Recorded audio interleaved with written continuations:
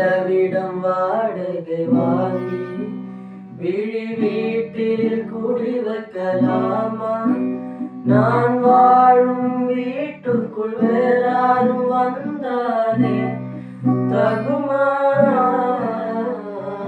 தேன்மலை தேக்குக்கு நீதான் உந்தன் தோள்களில் இடம் தரலாமா? நான் சாயும் தோள்களில் வேறாரும் சாய்ந்தாலே தகுமா?